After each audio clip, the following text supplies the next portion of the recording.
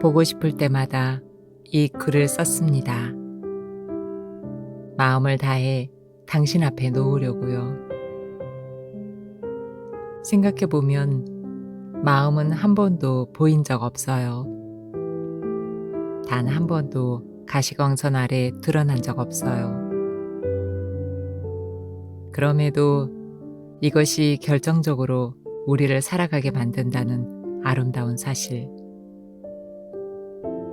그래서 이젠 만나지 못해도 괜찮습니다. 마음에만 존재해도 괜찮습니다.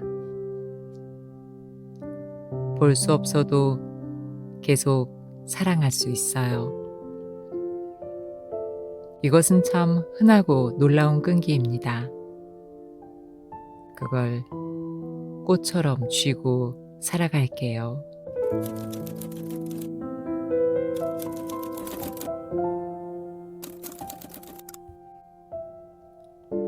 너무 보고플 땐 눈이 온다.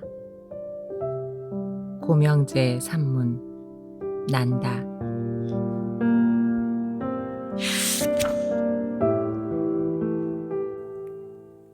색색마다 거두는 게 사랑이라. 8월의 한여름 계속해서 기억한다. 어떤 기억은 발밑에 자갈, 하늘의 색채, 그날의 나뭇잎까지도 머리에 남는데 그게 의지에 의한 것인지 순전히 사랑 때문인지 나로서는 알 길이 없다. 그저 기억한다. 그날의 마디마디를. 이상하게도 그날은 전화를 받아야 할 것 같았고 홀린 듯 도서관 밖으로 나왔다. 바람은 청명했고 나무들은 부풀어 있었다. 사람들이 그늘 밑에서 반짝거렸다. 그렇게 그날 거대한 벚나무 아래에 선 채로 나는 사랑했던 사람의 부고를 듣는다. 생각지도 못한 것이 달려왔을 때, 이미 벌어진 일이 벌어졌다고 귀에 담길 때,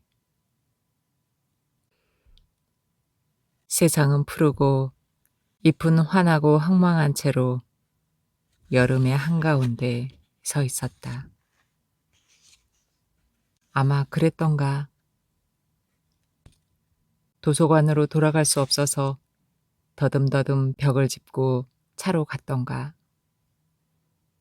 정신없이 캠퍼스를 몇 바퀴 돌다가 아무도 없는 숲 앞에 주차했다. 핸들을 쥐고 엉엉 울었다. 정말 말 그대로 엉엉 어린 아가들처럼. 이런 법이 어디 있어요? 어떻게 이래요? 무슨 말을 하는지도 모른 채 어떻게 해요? 어떻게 해요? 사랑하는데 어떡해요? 혼자서 중얼거렸다.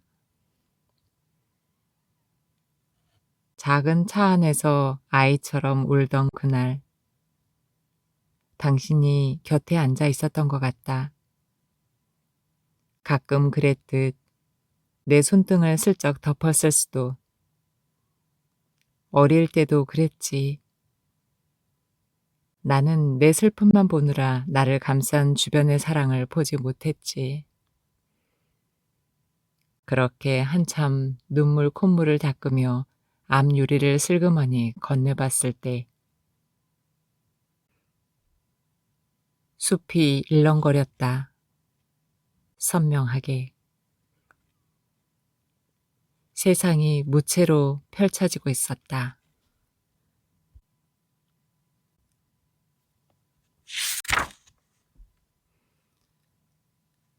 가루약.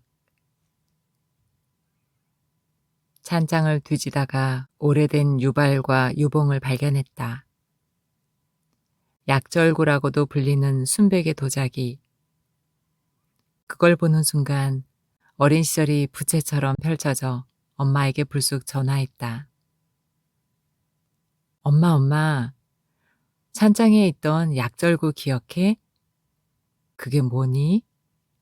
새하얀 절구 말이야. 그게 뭔지 나는 전혀 모르겠는데 답답했던 내가 곧장 막자를 들고 약절구의 바닥을 찧었다. 챙챙. 수화기 너머로 소리가 들리자 엄마가 목련처럼 웃었다. 어머, 웬일이니? 그게 아직 있구나. 그걸로 내 약 매일 빠았지. 알약을 먹이면 나는 전부 토하곤 했다. 엄마는 그때 약절구를 사서 알약을 빻기 시작했다. 눈보다 더 곱게, 설탕보다 가볍게. 처음엔 찢다가 막자를 돌리는 거야.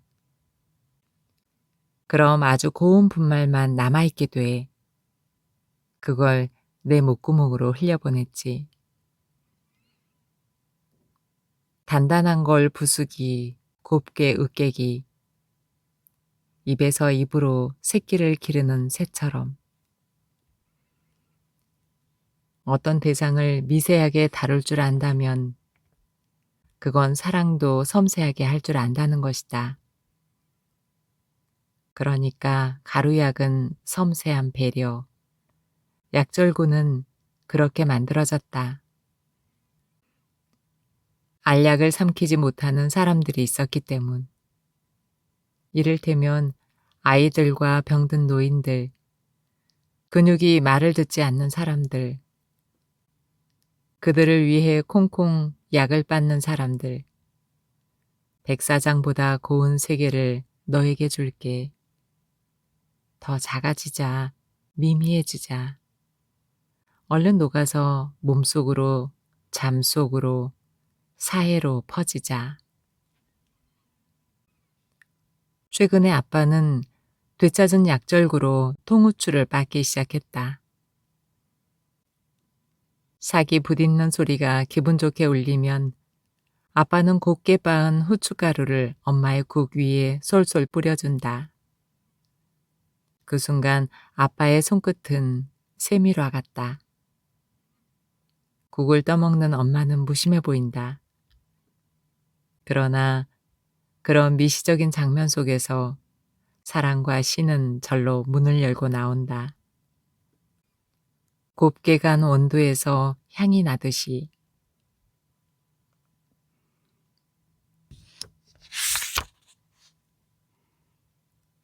검은 닭.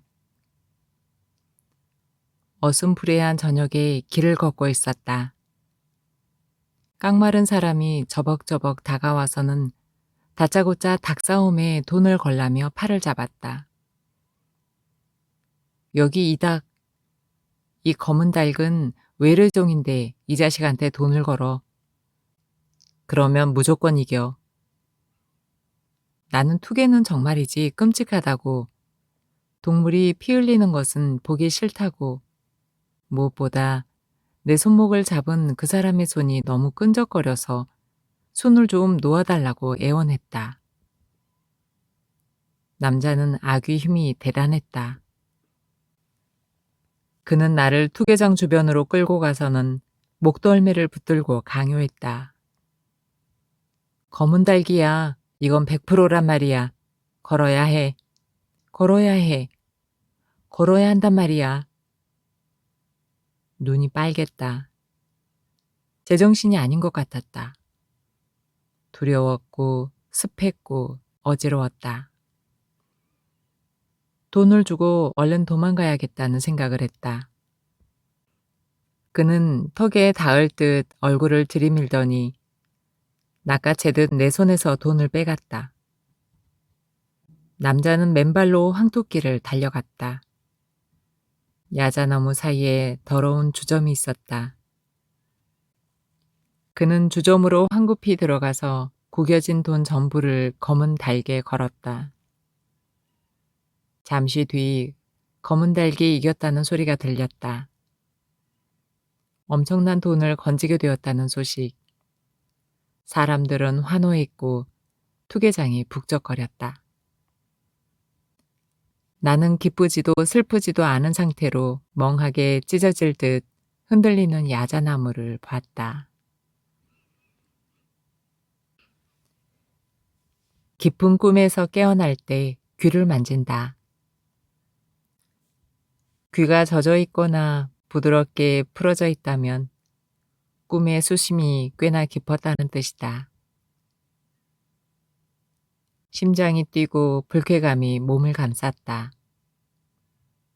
눈, 코, 입이 점토처럼 엉긴 것 같았다. 안막을 친 방은 고요했다. 그대로 앉아 있었다. 손목에 그 남자의 손자국이 찍힌 것 같았다. 검은 달개의 이미지가 계속 떠올랐다. 이제 꿈을 흩뿌리자 일어나서 하루를 살자. 나는 심장 소리가 작아질 때까지 기다렸다가 천천히 일어나서 안막을 걷었다. 햇볕을 쬐며 차곡차곡 몸에 빛을 채우고 물을 마시고 책을 챙겨 학교에 갔다. 그렇게 열람실에서 책을 읽고 산책하고 물을 자주 마시고 시를 쓰려다 실패해서 돌아오는 게 나의 일상이다. 집으로 돌아오는 길에 어머니 가게에 전화를 했다. 검은 닭 이야기가 생각났다. 어머니는 가만히 꿈 얘기를 듣더니 어머, 얘, 너 뭐 하고 있니? 내가 외래종이잖아. 오는 길에 절에라도 들려서 5만 원 놓고 와. 라고 했다. 나는 절에 들려서 5만 원을 불전함에 넣었다.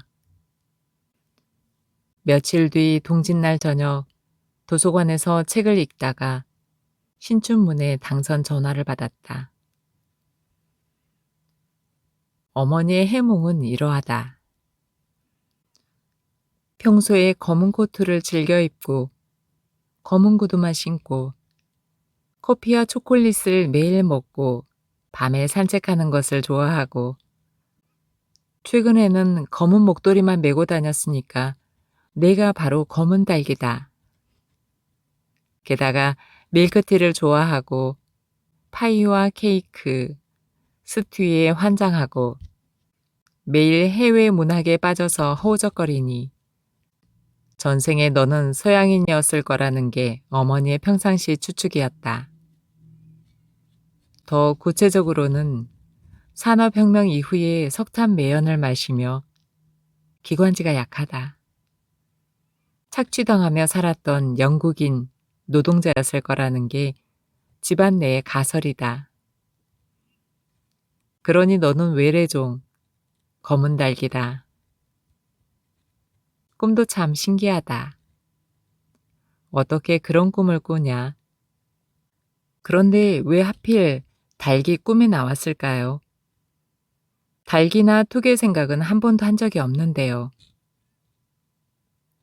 닭은 새로운 아침을 알리는 동물이잖니. 그러니 당연히 닭 꿈을 꿔야 새 삶이 열리지. 듣고 보니 그렇네요. 재미있어요. 그런데 어머니, 저는 왜 영어를 못하는 걸까요? 당선 전화를 받고 손이 떨렸다.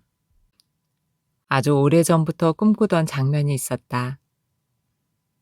당선 소식을 들으면 그 누구에게도 알리지 않고 곧바로 꽃을 사서 어머니 아버지에게로 가야지. 읽던 책을 그대로 덮고 꽃집에 갔다. 학교 앞 꽃집은 한산했다. 가장 채도가 밝은 프리지아를 한아름 고르고 어머니 가게로 갔다. 가는 길이 말리는 되는 것 같았다. 들고 있는 꽃이 생생하게 살아있어서 손등에 닿을 때마다 물방울처럼 차가웠다. 버스 정류장 너머로 반찬 가게가 보였다. 가게 가까이에 다가서자 팥죽을 쓰고 있는 어머니의 등이 보였다. 동짓밤이 가까워지고 있었다. 가게 안은 훈기로 가득했다. 엄마는 몸보다 큰 솥에 주걱을 넣고 조용히 부드럽게 젓고 있었다. 그 동글동글한 뒷모습을 보고 있는 내 눈이 동글동글해졌다. 가난한 엄마가 동짓날 팥죽을 쏜다. 나는 저 사람이 얼마나 밝은 사람인지 안다. 나는 저 사람이 얼마나 천진하게 인사하는지, 얼마나 맑게 살려고 노력했는지 안다. 아마 저 사람은 오늘 아침 팥에게 인사했겠지. 팥에게. 모든 재료에게 환하게 웃으며 안부를 묻는 사람, 환대하는 사람, 많이 많이 아팠던 사람. 그럼에도 채도를 잃지 않았던 사람. 나는 저 여자가 얼마나 많은 걸 포기했는지 가늠도 못한 채 나에게 준 사랑의 깊이만 안다. 이제야 이렇게 좋은 소식을 전할 수 있네. 가게 문을 열자 고소한 팥 냄새가 코를 채웠다. 엄마, 나 당선됐어. 라고 말하자 동그란 사람이 멈춰선 채 나를 쳐다보았다. 동그란 눈으로 꽃과 나를 번갈아 보면서 나는 재능이 지독하게 없는 사람이었다. 왜 그런 사람 있잖아요. 재능은 없는데 열정이 앞서서 주변을 곤란하게 만드는 사람. 어렸을 땐 정말 좋은 시를 쓰고 싶었다. 아니, 무엇보다도 나라는 사람을 화려하게 드러내고 싶었다.